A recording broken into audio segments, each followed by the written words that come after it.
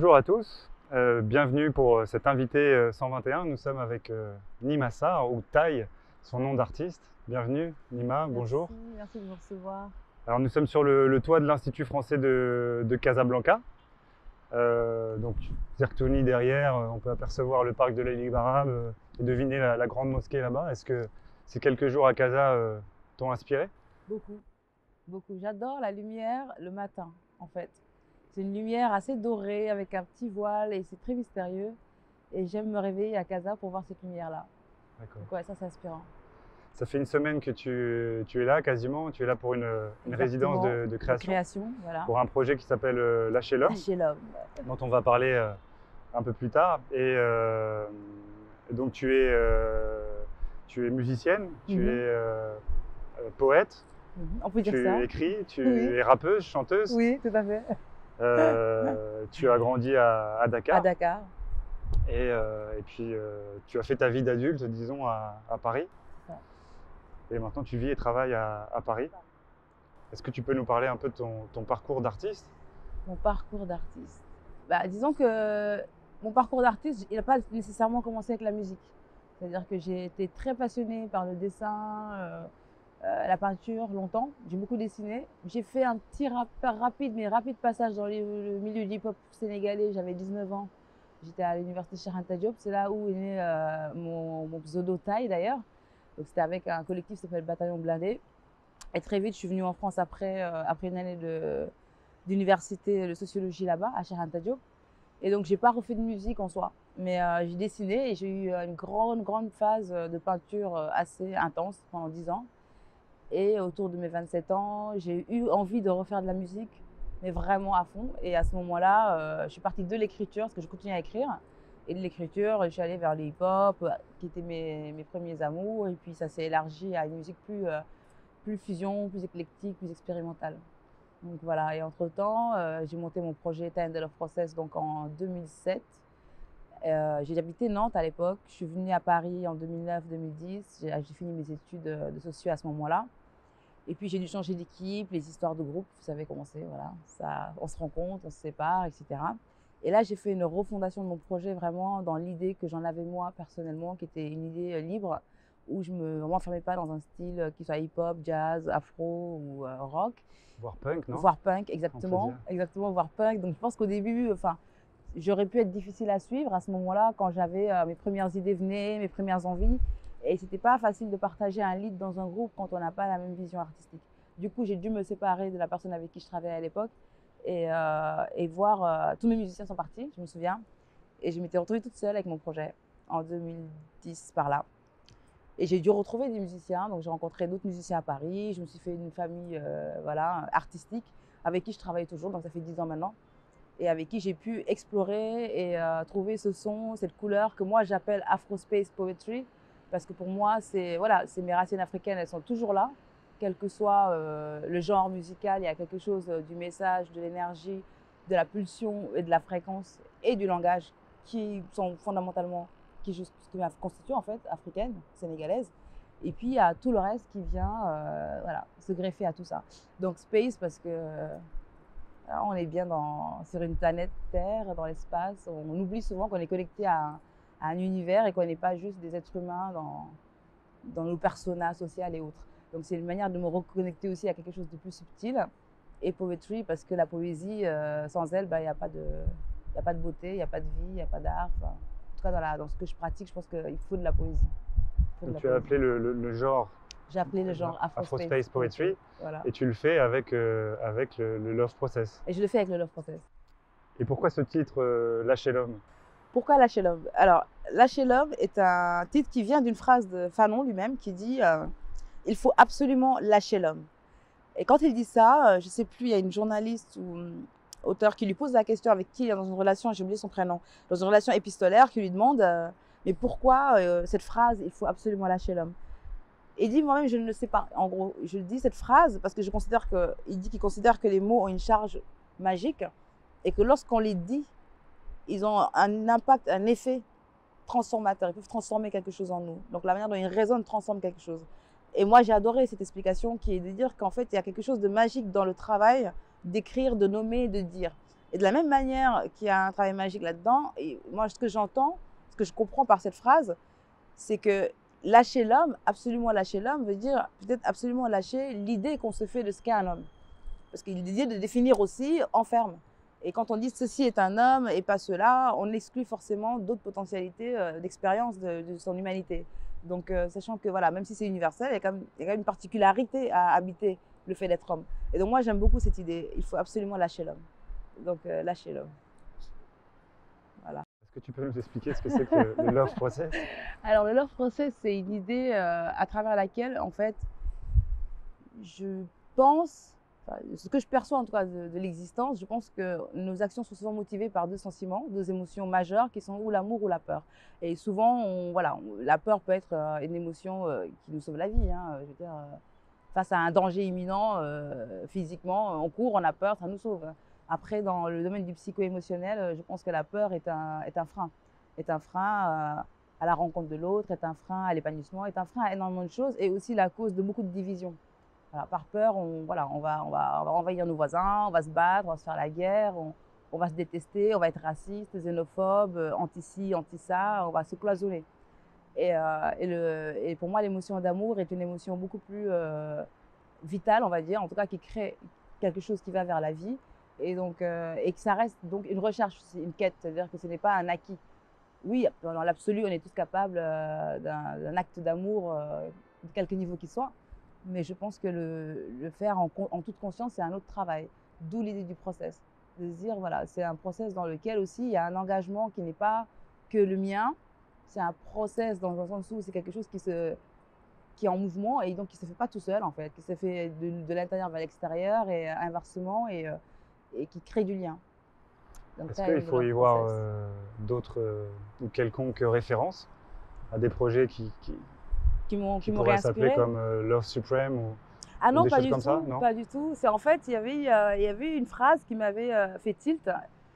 C'était même une phrase qui avait été écrite en pochoir sur le sol, genre The peace process needs you, quelque chose comme ça. Et j'ai dit oui, c'est vrai. Si on veut vivre en paix, il va falloir que chacun y mette du sien.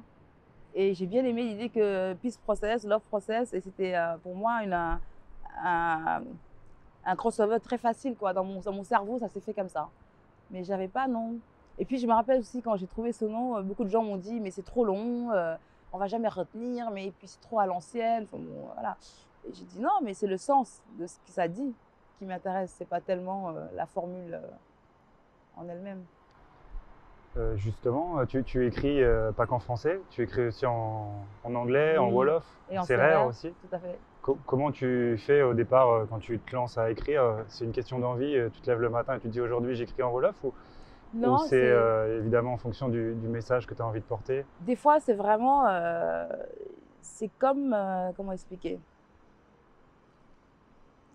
C'est comme quelque chose, c'est comme un sentiment qui t'habite en fait. Tu peux pas décider d'écrire en français ou en anglais parce qu'on pense dans une langue.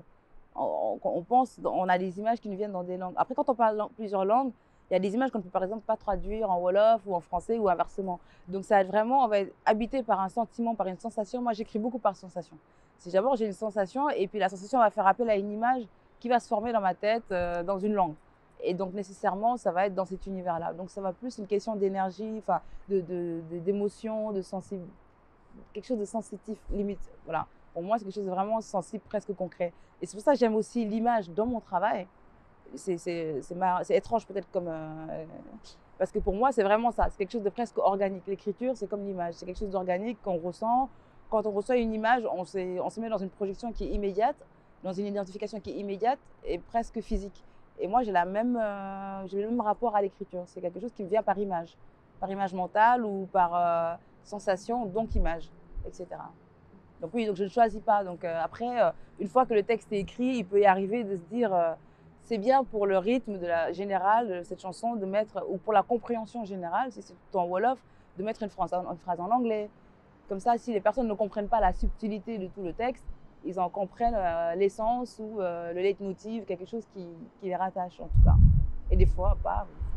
Justement, pour le projet Lâcher l'homme sur lequel tu es venu travailler ici à l'Institut, tu as intégré un processus d'image, donc de vidéo.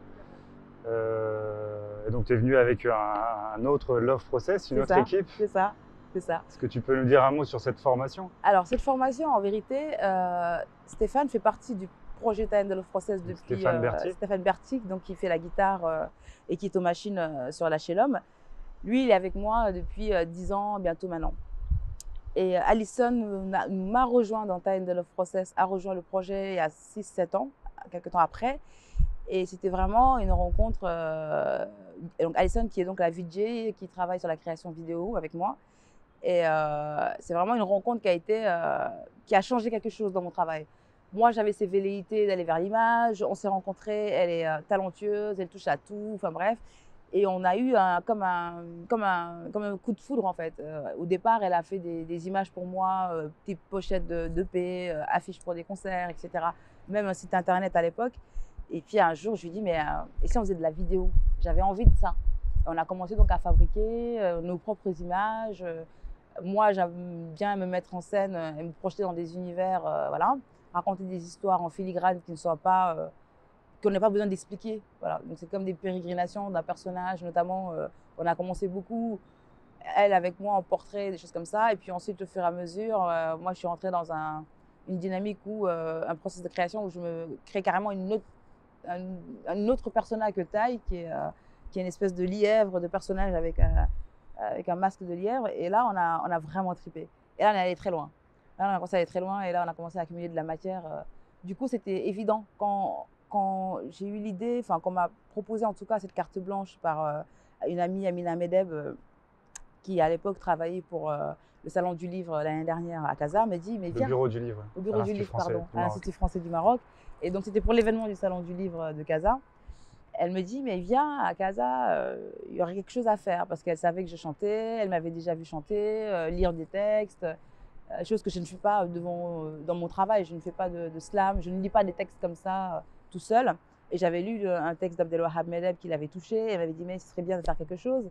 Et puis, au fur et à mesure de la conversation, Fanon est venu dans la conversation. Et moi, j'ai dit, Fanon, j'adorerais faire quelque chose autour de Fanon. Donc voilà, c'est comme ça qu'est né le projet.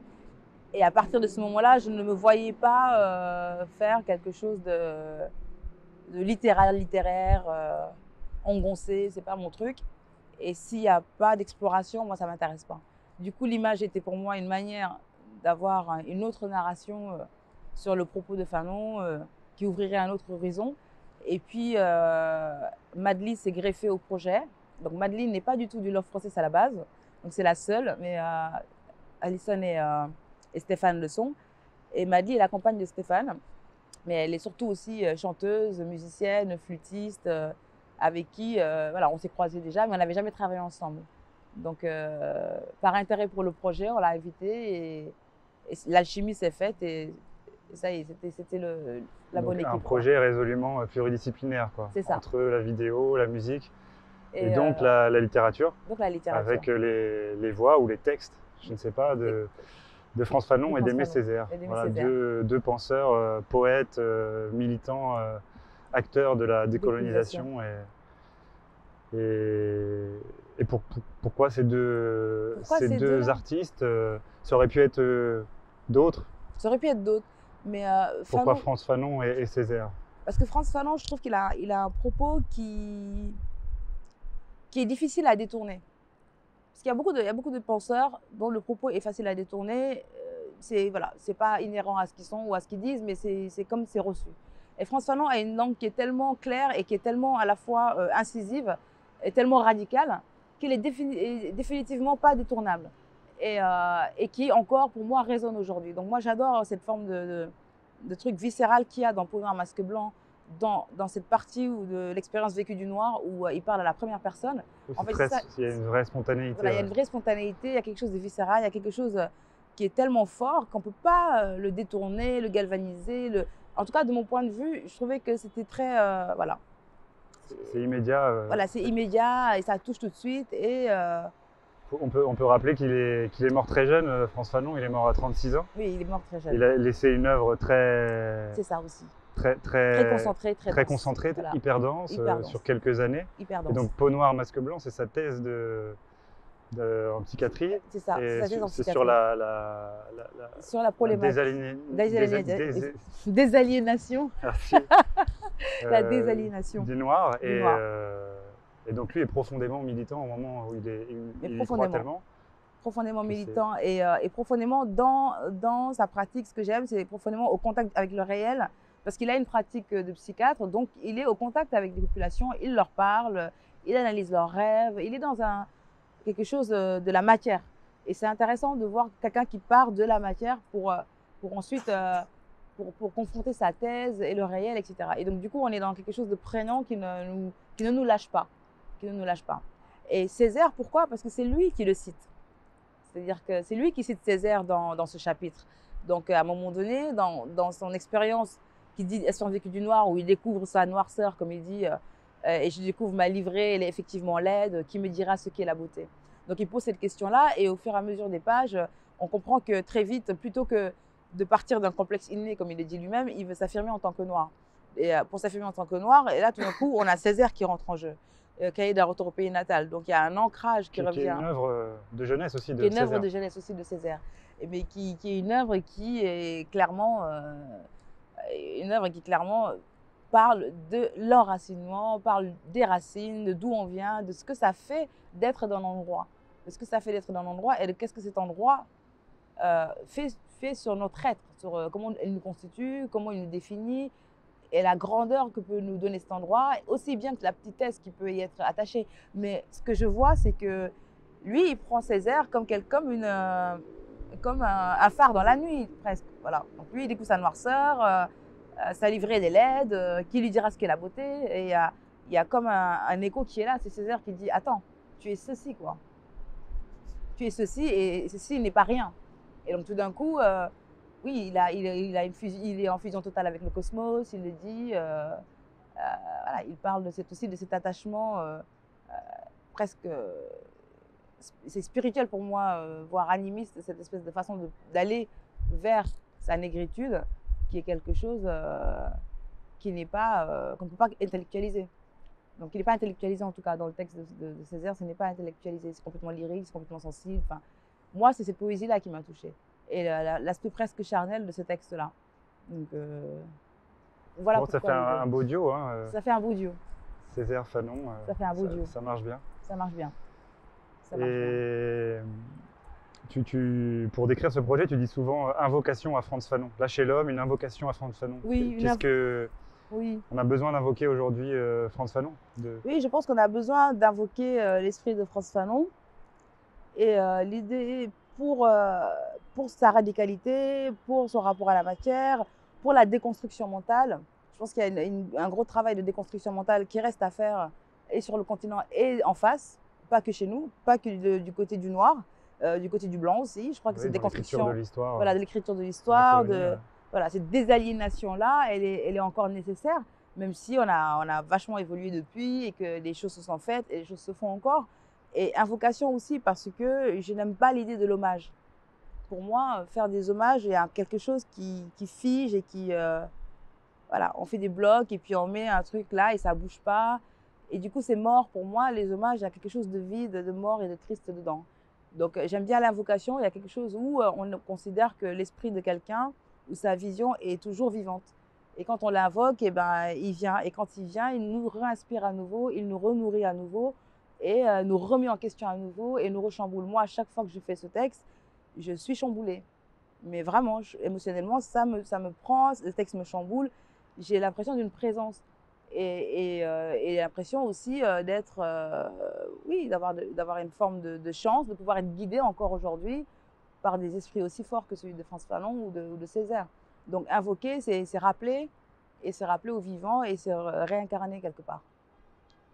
Frantz Fanon, c'est aussi, en l'invoquant, disons, rappeler un esprit, la résistance, non, de la révolution. Bien sûr. Lui, il disait, entre autres, qu'un homme pouvait se révéler dans le combat pour une des idées, et notamment dans la révolution. Mais exactement, c'est vrai que... Il appelait les gens à la résistance, en tout cas. Bien sûr, parce que si on ne résiste... Face à la soumission. Ah oui.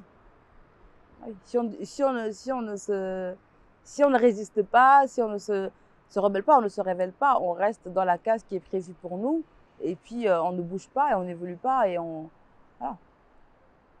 C'est sûr, c'est sûr. Moi, je pense que oui, de ce point de vue-là, oui, il faut résister, il faut continuer à résister d'une manière qui n'est pas… résister ne veut pas forcément dire exclure l'autre ou être en guerre.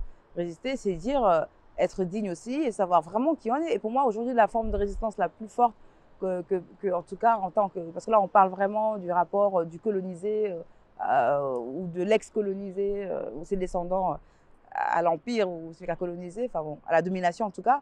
Pour moi, la plus belle résistance serait non pas d'être dans la confrontation permanente ou dans la victimisation, mais c'est de dire déjà se reconnaître soi en qui on est. Voilà, moi je suis ceci et ceci a de la valeur. Et je résiste effectivement à toutes les cases qu'on a prévues pour moi ou qu'on a toujours prévues pour moi, tous les rôles qu'on m'assigne, je ne les prends plus et je ne veux plus ces rôles-là et je ne les porte plus. Et du coup, on déplace la conversation. Donc, quand on se ressent soi-même et qu'on se redéfinit soi-même, l'autre est obligé de nous prendre tel qu'on est. Il est obligé de faire avec, d'une certaine manière. Il va résister aussi peut-être parce que ça ne l'arrange pas que d'un coup, allez, d'un coup maintenant, toi, ok, tu existes et tu existes autonome, de manière autonome et indépendante de ma projection, mais tu es obligé, si tu veux être en conversation avec moi, de prendre ce parti pris-là. Et donc, c'est déplacer la conversation, c'est d'où on parle. Donc, la résistance aujourd'hui est d'où on parle. Est-ce qu'on parle d'un endroit où on cherche à rattraper d'autres ou à toujours cette espèce de sensation qu'on est toujours dans une course? En fait, que non. On n'a pas à rattraper, on n'a pas à aller à se comparer, on a juste à être nous, en fait. On a à être nous et donner de la valeur à ce nous-là. Et la valeur qu'on lui donnera, c'est la valeur que le monde lui donnera. Donc, pour moi, la résistance est de résister aussi à la facilité, enfin, pas la facilité, c'est même pas facile, mais à cette espèce comment dire, quelque chose qui s'est mis en place depuis très longtemps et qui est la haine de soi en fait. Voilà, je pense que nous en tant qu'Africains, c'est déjà comment on se débarrasse de la haine de soi. Comment on arrête ce mécanisme où on est tout le temps dans la haine de soi, très souvent on se compare aux autres, très souvent on se compare entre nous, très souvent on pense qu'il faut qu'on soit excellent parce que sinon le monde ne va pas… Non, on doit être nous-mêmes. Voilà, dans ce qu'on considère être le meilleur de nous-mêmes, et le monde doit nous prendre tel qu'on est à cette valeur-là. On n'a pas à prouver, etc. Donc, arrêter avec la haine de soi. Donc, comment arrêter à la haine de soi? Résister à l'envie de prouver. Voilà, c'est ça, l'envie de prouver que. Moi, je pense qu'on n'a plus à prouver que, on a juste à être nous. Et voilà, donc c'est une forme de résistance. Après, peut-être que j'en ai trop dit pour ne rien dire. Et invoquer Frantz Fanon, c'est aussi rappeler qu'il existe et que cette pensée-là existe, parce que oui. Frantz Fanon, comme tu dis, c'est très très clair, c'est immédiat. Il y a deux textes principaux. Oui. C'est une œuvre de jeunesse, donc voilà, elle est telle qu'elle est. Bien sûr. Et l'invoquer, donc, c'est le faire exister parce qu'il a un petit peu disparu, en tout cas des radars, on peut dire. Et commence à réexister avec cette pensée postcoloniale qui s'enrichit de plus en plus. Exactement. C'est vrai. Et donc, toi, tu avais envie de… Oui, j'avais envie de le remettre en lumière. Effectivement, il est plus audible aujourd'hui qu'avant. C'est sûr. C'est sûr, quand on voit ce qui se passe sur le continent. Parce qu'il n'a pas toujours été bien compris. Il n'a pas toujours été bien compris, voire pas connu même, voire peu connu par beaucoup de gens, parce qu'on connaît Césaire, Senghor, oui. On connaît. Pardon ? Quand il écrit Peau noire, masque blanc ou Les damnés de la terre, il est quand même édité par des éditeurs français. Il est un petit peu reconnu par le milieu intellectuel et il a quand même une petite place. Oui, il a quand même une reconnaissance, mais je pense que il y a quand même une petite place. Évidemment, ce n'est pas personne, mais je pense que sur le grand public ne connaît pas Frantz Fanon. Souvent, quand on me dit « Ah, tu fais quoi ?» Je dis « Ah, en ce moment, je fais ça. » Frantz Fanon, souvent, les gens me disent « Ah, Frantz Fanon, qui ça ?» Et je suis étonnée. Je me dis « Comment ça se fait ?» Je ne pensais pas qu'il était si peu connu. Et en fait, il est si peu connu. Mais je pense qu'il va être bientôt connu parce qu'il y a un film qui sort l'année prochaine sur lui. J'ai entendu ça. D'accord. Un biopic qui sera fait donc par Raoul Peck. Donc j'ai hâte de voir celui-là. Super. Moi, j'ai découvert Frantz Fanon grâce à toi. Je ne le connaissais pas, pareil. Et j'étais super touché. Et j'ai découvert parce qu'à la médiathèque de l'Institut, donc on a les livres de Frantz Fanon. Donc il y a Peau noire, masque blanc. Et Les damnés de la terre. Donc celui-ci, c'est juste à la fin de sa vie, il écrit ça. Je ne sais même pas si c'est édité quand il est avant sa mort, peut-être juste après. Juste après, je pense. C'est quelques semaines avant la fin de la guerre d'Algérie. C'est ça. C'est assez puissant. Donc, assez révolutionnaire. On a aussi beaucoup de livres d'Aimé Césaire à la médiathèque et une collection très large de tous les écrits, toute la littérature Décolonial. décoloniale. Ouais. Voilà. Et ce qui est intéressant aussi avec Frantz Fanon, c'est qu'il est quand même martiniquais au départ. Et il finit. Comme Aimé Césaire. Voilà, comme Aimé Césaire. Et il finit quand même à Blida, en Algérie quand même. Donc, et il s'engage aussi pour l'Algérie. Donc moi, j'aime bien cette figure-là aussi. Parce que pour moi, c'est une figure qui, au-delà de l'histoire d'être noir ou pas noir, c'est vraiment qu'est-ce qu'on fait quand on est dominé, quelle que soit la domination. Et je pense qu'il y a vraiment cette question à travers la domination de l'indigène par le colon, etc., tout ce qui fait autour de la figure de l'indigène, il y a quelque chose de plus universaliste, en fait, qui dit que voilà, de toute façon, il y a une mécanique de la domination, mais il y a aussi une manière de sortir de la domination. Et cette manière-là, elle peut être employée à différents types de domination. Et c'est ça que j'aime aussi dans son travail, c'est que c'est libérateur vraiment, mais vraiment. Et ce projet, donc là chez l'homme, ce spectacle, disons, qui va être créé, qui existe déjà depuis 1 an et qui est un petit peu en travail, Bien sûr. qui va être donc créé à l'Institut. C'est quoi le projet après? Où est-ce que tu vas l'emmener? Le plus loin possible. Dans l'idéal, moi, mon rêve, ce serait évidemment d'aller le jouer en Martinique, d'où vient Frantz Fanon, et de le jouer beaucoup en Afrique. Je pense qu'on a besoin de cette parole-là aussi, vraiment ici. Après qu'il tourne ailleurs, oui, évidemment, mais j'aimerais vraiment qu'il continue à tourner en Afrique, dans le Maghreb. J'irai en Algérie avec. J'aimerais faire une tournée africaine, aller au Sénégal, aller au Mali, aller partout où, même dans les pays non francophones, parce qu'il peut toujours y avoir, grâce à l'écran, un surtitrage en anglais, Ouais, etc., du texte. Mais c'est vraiment d'aller voilà, sur les routes avec et le montrer le plus possible. C'est tout le mal qu'on te souhaite. Merci beaucoup. Et tu as des projets là en rentrant à Paris? En rentrant à Paris, oui, j'ai des projets. Donc, Time the Love Process revient en live sur une formation encore différente. Donc, normalement, on est 5. Et là, je suis en train d'explorer une formule à 3 avec plus de machines parce qu'on fait de plus en plus de machines dans le groupe. Et je trouve ça intéressant la couleur que ça apporte. Plus électro, entre guillemets. Et donc, il y a ce retour-là sur scène dans une résidence, dans une salle parisienne. La sortie d'un clip, un assez bel objet. Un assez bel objet dont j'ai hâte de le partager. Et puis, une création pour Banlieue Bleue. Ça, c'est vraiment encore un autre projet que j'ai qui s'appelle Exilience, avec un MC de Boston, Mike Ladd, un MC de Birmingham, Jusselim. Et on est 3 MC et 2 beatmakers, dont moi. Et Exilience, c'est encore un thème de voyage, de rencontre, de qu'est-ce qui se passe quand des différentes identités se rencontrent. Voilà. Est-ce que l'exil est une fin ou est-ce que c'est le début du voyage, quelque chose comme ça. Donc, plein de choses. Super. Le travail. Bon. Et on te revoit bientôt au Maroc ou à Casa? Au Maroc ou à Casa, quand vous voulez. Super. Merci. Bon. Merci Nima. Merci Antoine.